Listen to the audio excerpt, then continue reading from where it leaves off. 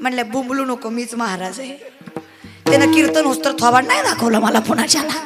महाराजावरच चिडला तर काय घेता, लय अवघड दादा.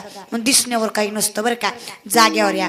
माणसाला वाटतं पण महाराज दिसण्यावर नसतो, महाराज असण्यावर असतो. लय अवघड आहे. मग मी त्या पोराला म्हणलं, बाबा तुला लाज वाटत नाही, बापाला बिपाला भेट नाही का? ती म्हणलं, आपण आपल्या बापाला सुद्धा भेट नाही. म्हणलं, बापाला भेट नाही, आपल्याला काय भ्यायचं आहे? समोरून त्याचा बाप आला, त्यानं चोळलेली माव्याची मूठ पटकून मागं घेतली. मी म्हणलं, कार आताच म्हणलं होतं ना बापाला भीत नाही.